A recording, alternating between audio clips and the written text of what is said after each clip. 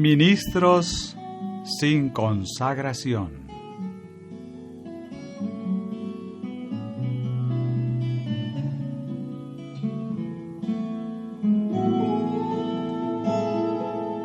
Los ministros que predican el mensaje del tercer ángel debieran trabajar porque están convencidos de que Dios ha colocado sobre ellos el peso de la obra. Nuestros ministros no tienen por qué pasar necesidad si practican la economía. Si no lo hacen, pasarán necesidad en cualquier posición a la que se los asigne. Aunque se les proporcione la oportunidad más deseable, gastarán todo lo que reciben. Este ha sido el caso del pastor Hull. Tales personas necesitan poseer un fondo monetario inagotable para sus gastos, a fin de mantenerse satisfechas. Los que no manejan con sabiduría sus asuntos temporales suelen fallar en las cosas espirituales. No edifican la iglesia. Puede ser que posean talentos naturales y que se los considere oradores inteligentes, pero les falta calidad moral. Es posible que atraigan una numerosa concurrencia y que generen abundante entusiasmo. Pero cuando llega el momento de reunir los frutos, estos son muy escasos o nulos. Estos ministros suelen ubicarse en un nivel por encima de la obra y pierden su amor por la sencillez del Evangelio. No son santificados por las verdades que predican. Esto es lo que ha sucedido en el caso del pastor Hull, quien ha carecido de esa gracia que afirma el alma y eleva y ennoblece el carácter de la persona. Es bueno que la gracia inunde y afirme el corazón, porque es el fundamento de nuestra firmeza. En los lugares donde el pastor Hull ha presentado series de conferencias, la gente ha quedado complacida con su ingenio y su estilo peculiar de predicación. Y sin embargo, solo pocas personas han aceptado la verdad como resultado de su trabajo, y aún una proporción considerable de ellas pronto abandonan la fe. Muchos han quedado frustrados debido a la escasez de frutos que acompaña a su trabajo. Se me mostró cuál es la razón. Carecía de humildad, sencillez, pureza y santidad en su vida. Él pensaba que su trabajo ingenioso era inapreciable y que la causa difícilmente podría existir si se lo separara de ella. Pero si hubiera podido comprender la ansiedad que por su culpa experimentaban los verdaderos obreros de la causa, que han procurado ayudarle, no habría tenido un concepto tan elevado de sus propios trabajos. Su comportamiento ha significado una carga continua para la obra, la cual habría prosperado mejor sin su intervención. La ansiedad que sus hermanos sienten por evitar su fracaso los ha llevado a realizar demasiado por él en lo que se refiere a los recursos económicos. Su talento como predicador les ha agradado, y algunos han sido tan indiscretos que lo han ensalzado, y han demostrado marcada preferencia por él, dejando de lado a otros predicadores cuya influencia promovería el progreso de la obra en cualquier lugar. Eso lo ha perjudicado. Carece de humildad o de suficiente gracia de Dios para resistir la alabanza de sus hermanos. Que Dios ayude a estos obreros a enmendar su error y a no volver a ser culpables de perjudicar a un joven ministro con su adulación.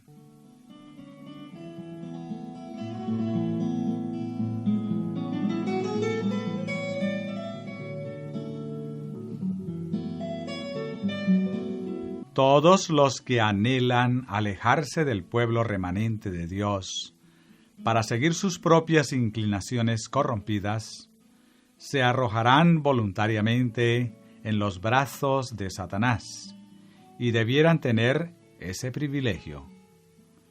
Hay entre nosotros también otros que corren peligro. Poseen una opinión exaltada de sus habilidades personales, mientras su influencia en muchos aspectos ha sido solo poco mejor que la del pastor Hull. A menos que se reformen totalmente, la causa estará mejor sin ellos.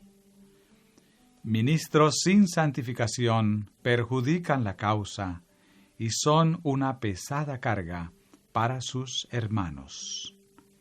Necesitan que alguien vaya tras ellos para corregir sus errores y enderezar y fortalecer a los que han sido debilitados y arruinados por su influencia.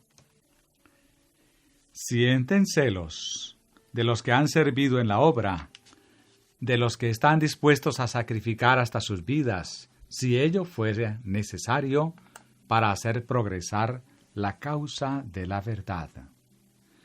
Juzgan a sus hermanos, aduciendo que no tienen motivos más elevados que los que ellos han tenido.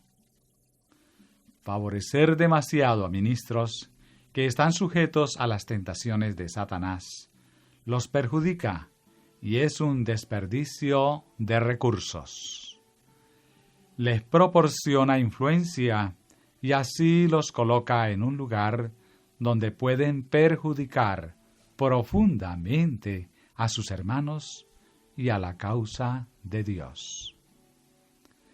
Se me ha mostrado que las dudas expresadas con respecto a la veracidad de nuestra posición y la inspiración de las palabras de Dios no han sido provocadas, como muchos piensan que lo son.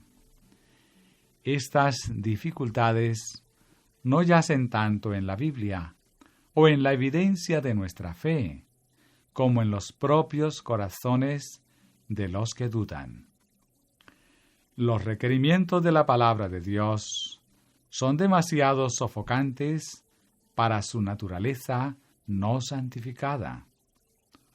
Por cuanto los designios de la carne son enemistad contra Dios, porque no se sujetan a la ley de Dios, ni tampoco pueden. Romanos 8:7. Si las propensiones del corazón natural no se restringen y someten por la influencia santificadora de la gracia de Dios, recibida por el conducto de la fe, los pensamientos del corazón no son puros ni santos.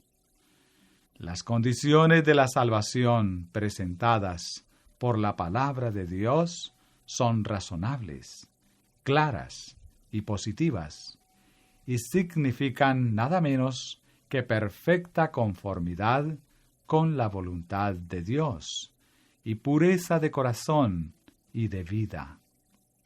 Tenemos que crucificar el yo con sus concupiscencias. Tenemos que limpiarnos de toda contaminación de la carne y el espíritu y perfeccionar la santidad en el temor de Dios. En casi todos los casos en que alguien pone en duda la inspiración de la palabra de Dios, lo hace a causa de su vida que no está santificada y que esa palabra lo condena. No quieren recibir sus reproches y amenazas, porque éstos ponen de manifiesto su comportamiento errado. No aman a los que intentan convertirlos y restringirlos.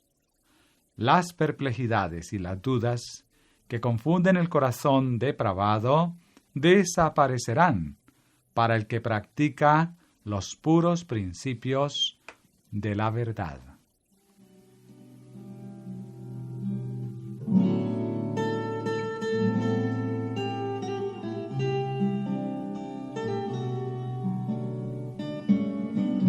Numerosas personas poseen talentos que les permitirían realizar mucho bien si fueran santificados y usados en la causa de Cristo, o bien mucho daño si se los utiliza al servicio de la incredulidad y de Satanás.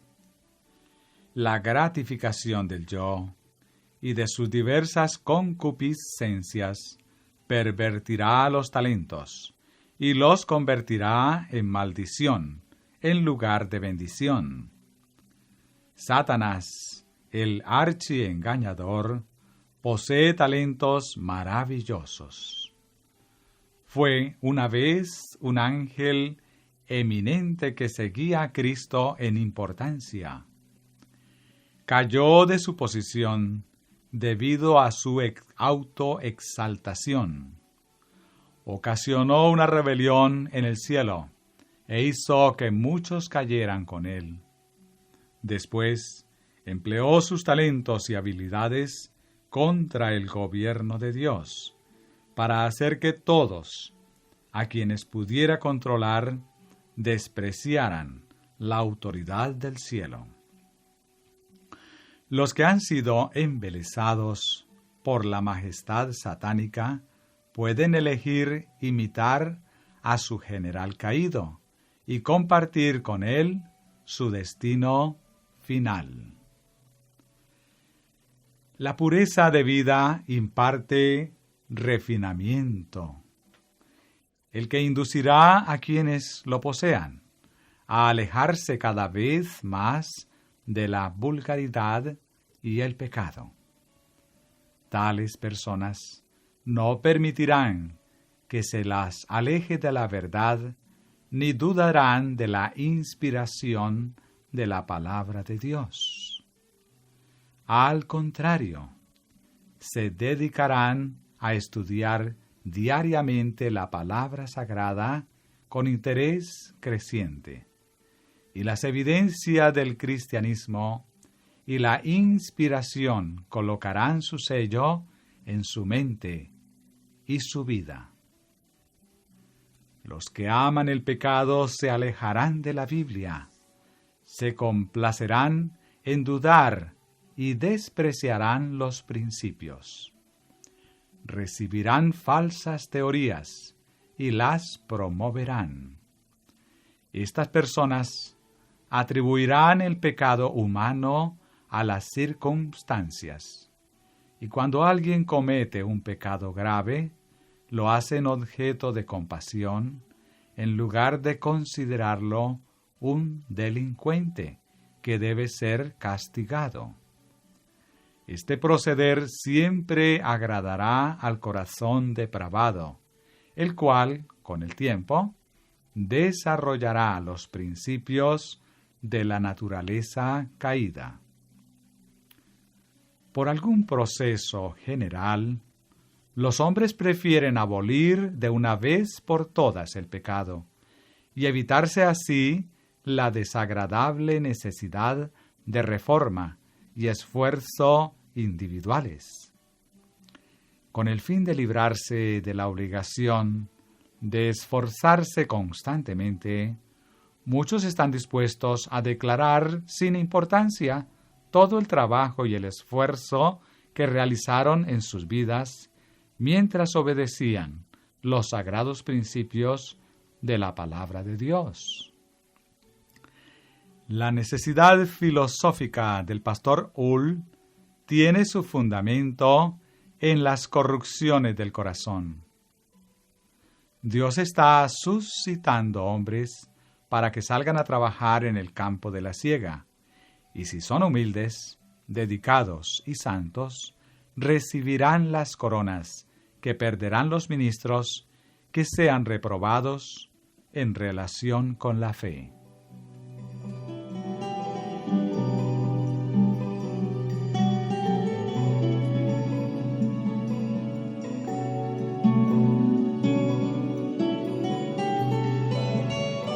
El 5 de noviembre de 1862 se me mostró que algunos obreros confunden su llamamiento. Piensan que si un hombre no puede trabajar con sus manos, o si no es un hombre de negocios, entonces puede dedicarse a ser un ministro religioso. Muchos cometen un gran error en esto. Es verdad que una persona que no tiene el tacto del hombre de negocios puede llegar a ser un ministro, pero carecerá de las cualidades que todo ministro debe poseer a fin de trabajar con sabiduría en la iglesia y edificar la causa. Pero cuando un ministro es competente en el púlpito, y como el pastor Ull es incompetente como administrador, nunca debiera salir solo. Otra persona debiera acompañarlo con fines de administración para suplir su deficiencia. Y aunque sea humillante, debiera escuchar el juicio y consejo de su compañero, así como un ciego sigue a uno que puede ver. Al hacerlo, escapará de muchos peligros que podrían ser fatales para él si se lo dejara solo. La prosperidad de la causa de Dios depende mucho de los ministros que trabajan en el campo evangélico. Los que enseñan la verdad debieran ser hombres piadosos, abnegados y fervientes, que comprenden su misión y hacen el bien porque saben que Dios los ha llamado a la obra. Hombres que conocen el valor de las almas y que están dispuestos a llevar cargas y responsabilidades. Un obrero cabal se conoce por la perfección de su obra.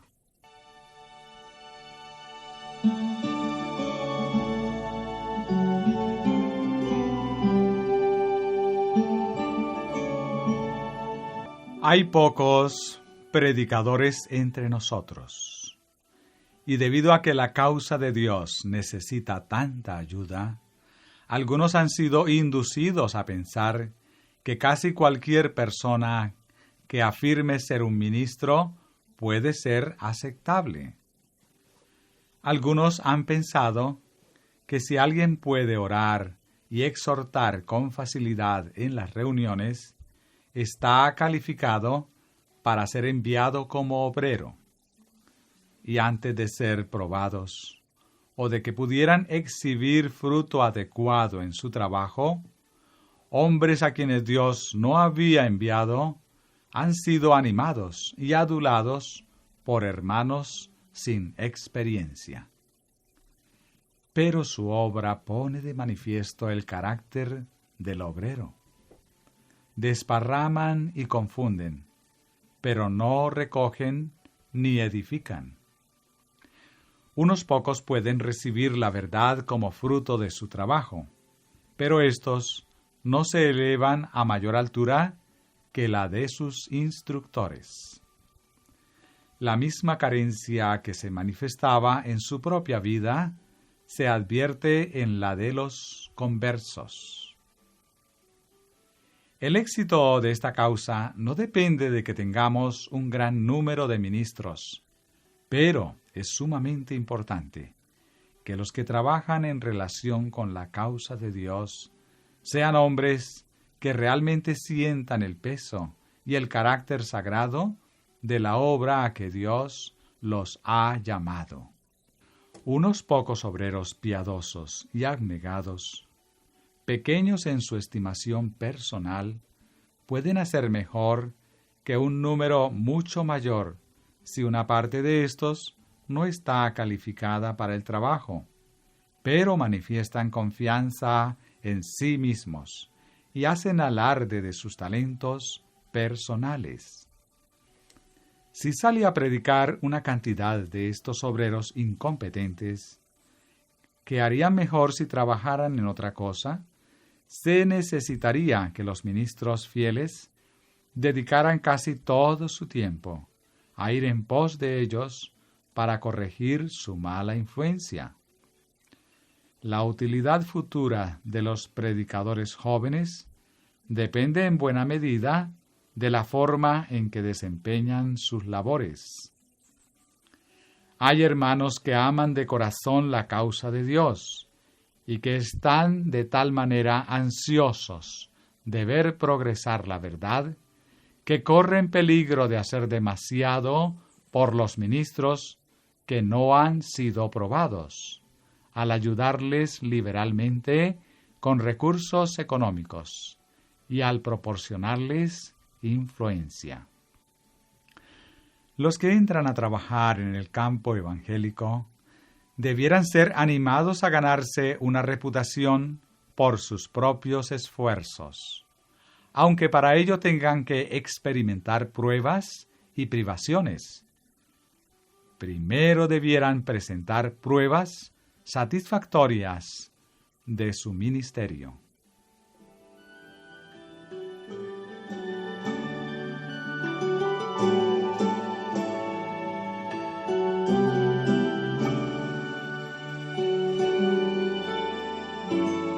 Los hermanos de experiencia deben ser cuidadosos, y en lugar de esperar que estos predicadores jóvenes les ayuden y los guíen, ellos mismos debieran sentir la responsabilidad personal de hacerse cargo de esos predicadores jóvenes para instruirlos, aconsejarlos y guiarlos.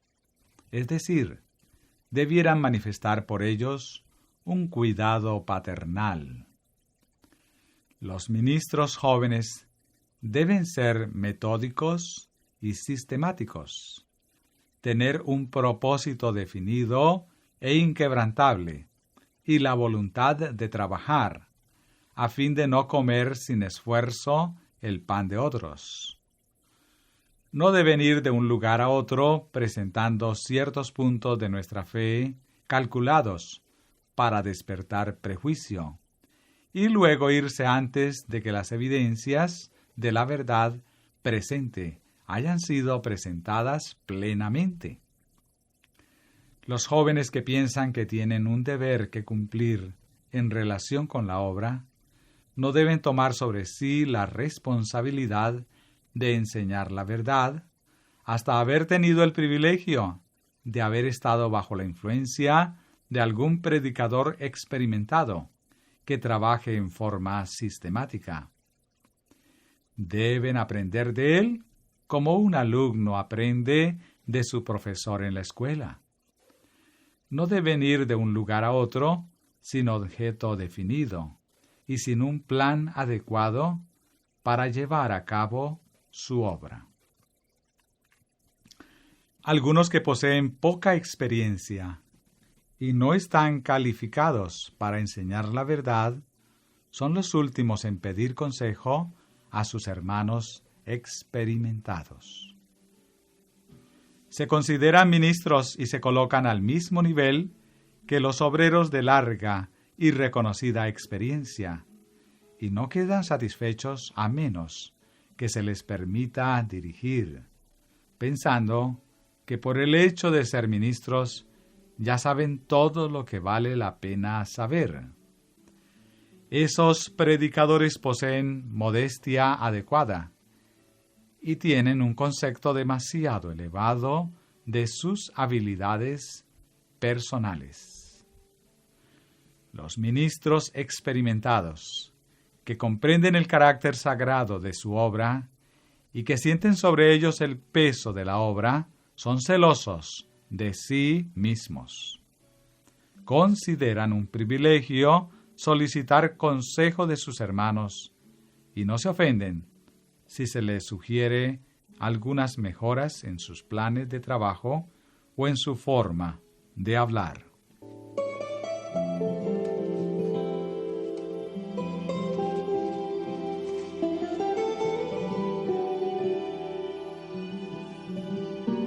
Los ministros que proceden de diferentes denominaciones y que han aceptado el mensaje del tercer ángel suelen desear enseñar cuando debieran estar aprendiendo.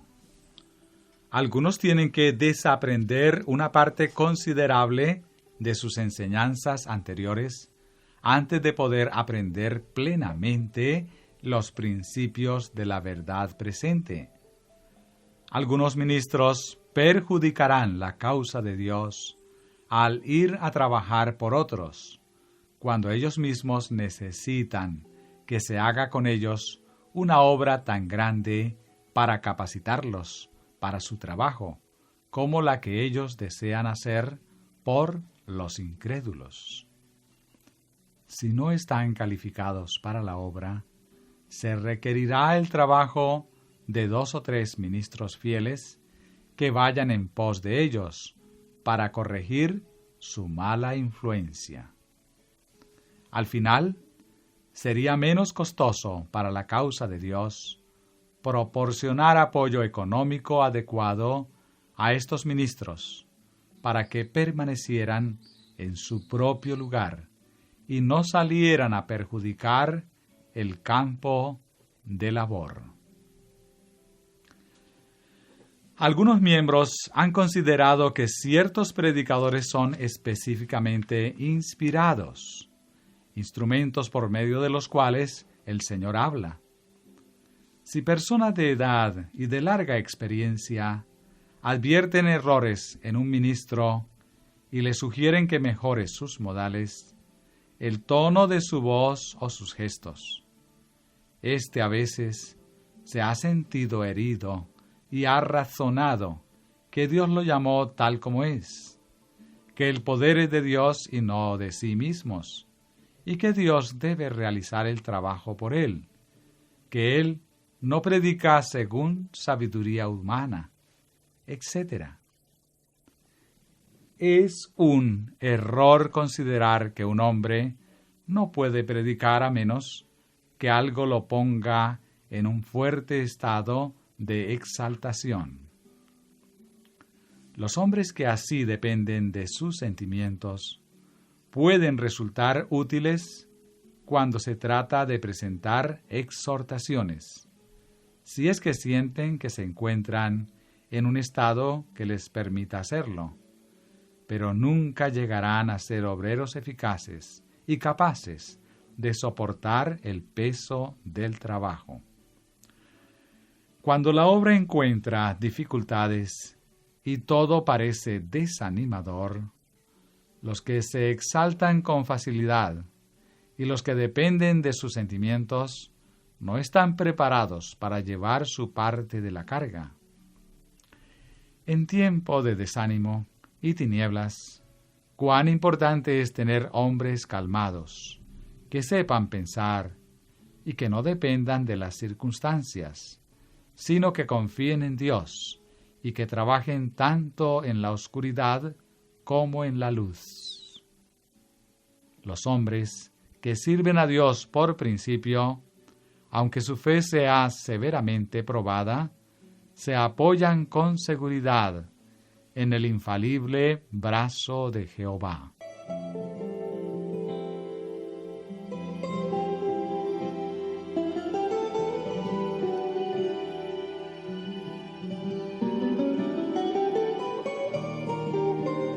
Los predicadores jóvenes y los hombres que una vez fueron ministros, que han sido ásperos y vulgares en sus maneras, que han usado en su conversación expresiones inmodestas y sin castidad, no están preparados para dedicarse a la obra hasta dar evidencia de una completa reforma. Una palabra hablada por ellos con imprudencia puede causar más perjuicio que el bien que podría hacer una serie de reuniones efectuadas por ellos. En los lugares donde actúan, dejan por el suelo la norma de la verdad, la que siempre debiera ser exaltada. Sus conversos, generalmente, no llegan más alto que la norma elevada ante ellos por estos ministros. Los hombres que se encuentran entre los vivos y los muertos debieran actuar correctamente. El ministro no debe bajar la guardia ni por un instante. Está trabajando para elevar a otros, haciéndolos subir a la plataforma de la verdad. Que muestren a otros que la verdad ha realizado algo por ellos. Debieran ver el mal de estas expresiones descuidadas, ásperas y vulgares. Debieran descartar y despreciar todo lo que sea de esa índole. A menos que lo hagan, sus conversos los imitarán. Y cuando los ministros fieles vayan en pos de ellos y de sus conversos para corregir las equivocaciones que han cometido, ellos se disculparán culpando a los ministros.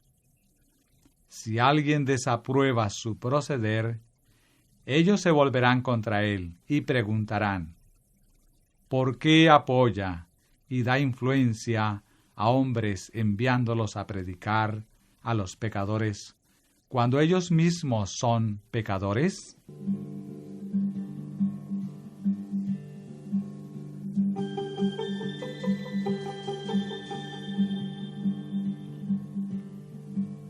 La obra en la que nos ocupamos es una obra exaltada y de responsabilidad. Los que ministran mediante palabra y doctrina debieran ser ellos mismos ejemplos de buenas obras. Debieran convertirse en dechados de santidad, limpieza y orden. La apariencia exterior del siervo de Dios, tanto cuando está fuera del púlpito como cuando habla desde él, debiera ser la que corresponde a un predicador profesional. Puede realizar mucho más mediante su ejemplo piadoso que sólo con su predicación desde el púlpito, cuando su influencia fuera del mismo no es digna de imitación. Los que trabajan en esta causa están dando al mundo la verdad más elevada que se haya encomendado a los mortales. Los hombres que Dios elige para que trabajen en su obra darán prueba de su elevado llamamiento y considerarán que es su deber más eminente desarrollarse y mejorar hasta convertirse en obreros eficientes. Luego, cuando manifiesten entusiasmo y dedicación por mejorar el talento que Dios les ha confiado, entonces hay que prestarles ayuda juiciosamente. Pero el aliento que se les proporcione no debiera tener apariencia de lisonja, porque Satanás mismo se encargará de llevar a cabo esa clase de obra. Los hombres que consideran que tienen el deber de predicar no debieran ser animados a depender ellos y su familia en forma inmediata y total de los hermanos para obtener recursos económicos. no tienen derecho a esto hasta que puedan mostrar buenos frutos producidos por su trabajo.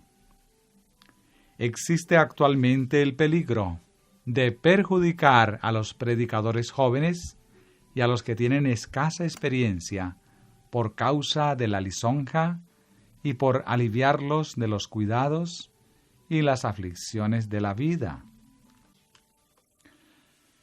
Cuando no están predicando, debieran dedicarse a trabajar en otra cosa para su propio sostén.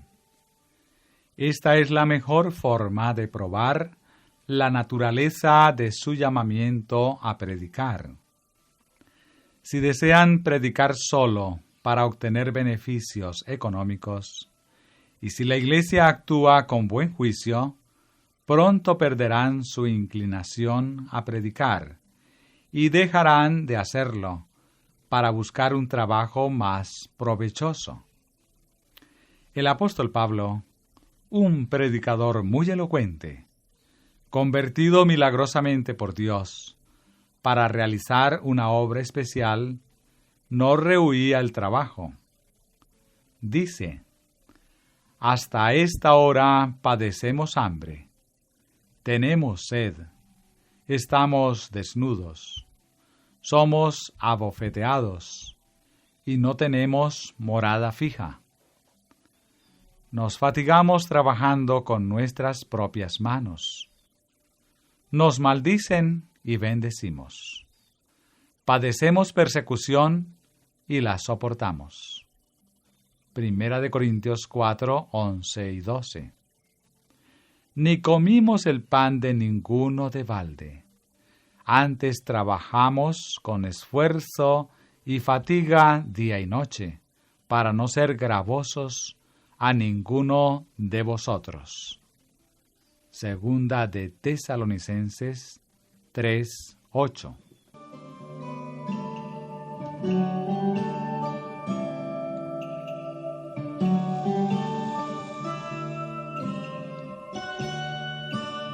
Se me mostró que numerosos hermanos no aprecian correctamente los talentos que hay entre ellos. Algunos no comprenden qué talento de predicación sería el mejor para el adelanto de la causa de la verdad, sino que piensan solo en la gratificación momentánea de sus sentimientos. Sin reflexionar, demuestran preferencia por un orador que manifiesta celo considerable en su prédica y refiere anécdotas que complacen el oído y estimulan la mente por un momento, pero sin dejar una impresión duradera.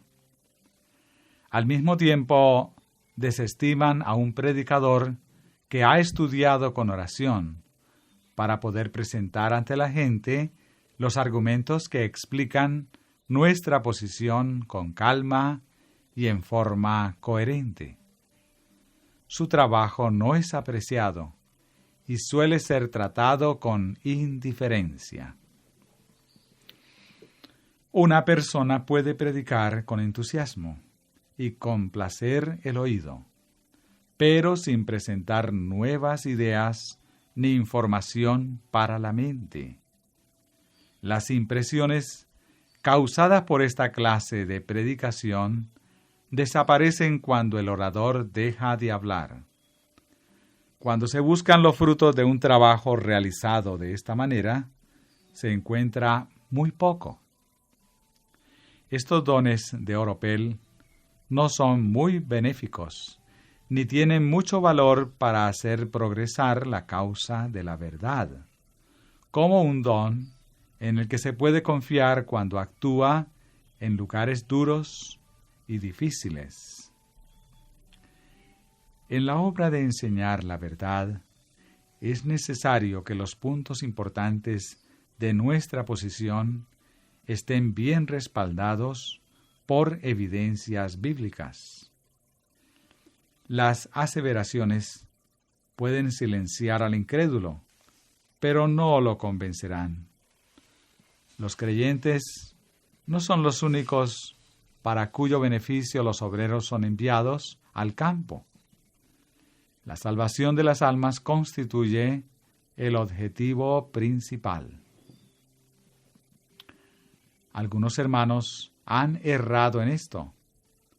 Pensamos que el hermano C era la persona adecuada para que trabajara en Vermont y que podía llevar a cabo más que cualquier otro ministro en ese estado. Esas personas no ven las cosas desde el punto de vista correcto. El hermano C puede hablar en una forma que interesa a la congregación. Y si eso fuera todo lo que es necesario para ser predicador de éxito, entonces cierto grupo de hermanos y hermanas estaría en lo correcto en su estimación de él. Pero él no es un obrero cabal y no es digno de confianza. Carece de valor cuando se trata de hacer frente a las pruebas de la iglesia. No ha sido un hombre cabal y minucioso en los asuntos temporales, y aunque tiene una familia reducida, ha necesitado que se le preste ayuda financiera de vez en cuando. La misma carencia de que adolece en las cosas materiales también se manifiesta en los asuntos espirituales. Si se le hubiera tratado en forma adecuada desde el comienzo de su predicación, ahora podría tener cierto grado de utilidad para la causa. Sus hermanos lo perjudicaron al tratarlo con excesiva consideración y al permitir que soportara una escasa parte de las preocupaciones y responsabilidades de la vida, lo cual lo indujo a pensar que su trabajo era de gran importancia.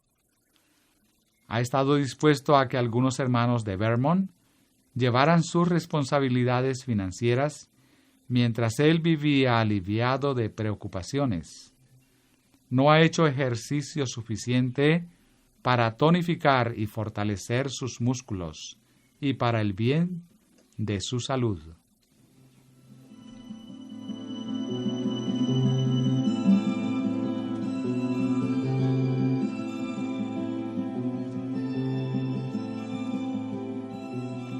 Es incapaz de constituir iglesias. Cuando sienta consternación por no predicar el Evangelio, como han sentido los predicadores abnegados en el pasado, entonces, lo mismo que ellos, estará dispuesto a trabajar con sus manos una parte del tiempo, a fin de obtener recursos para alimentar a su familia e impedir que se convierta en carga para la iglesia. Y luego saldrá no solo a predicar, sino también a ganar almas. Los esfuerzos realizados con este espíritu tendrán éxito. Él ha sido exaltado en su propia estima. Se ha considerado tan competente como cualquiera de los obreros de Vermont, y ha pensado que deben ubicarlo en la misma categoría que ellos y consultarlo con respecto a asuntos de la iglesia. Y sin embargo, no ha ganado una reputación, ni ha demostrado ser digno. ¿Qué sacrificio personal o devoción ha manifestado por la iglesia? ¿Qué peligros o privaciones ha tenido que soportar para que los hermanos puedan confiar en él como un obrero digno de confianza y cuya influencia sea buena, no importa a dónde vaya? Hasta que se manifieste un espíritu enteramente diferente y obre impulsado por principios carente de egoísmo, es mejor que abandone la idea de predicar. Los hermanos de Vermont han pasado por alto el valor moral de hombres como los hermanos Bourdieu, Pierre y Stone, quienes poseen una profunda experiencia y cuya influencia ha sido de tal naturaleza que ha ganado la confianza de la comunidad. Sus vidas industriosas y consecuentes los han convertido en predicadores estables y profesionales, y su trabajo ha eliminado una cantidad considerable de prejuicios. Han cosechado y edificado, pero los hermanos no han apreciado el trabajo de estos obreros. En cambio, han quedado complacidos con el de algunos que no soportan ser probados y cuya obra sólo ha producido escaso fruto.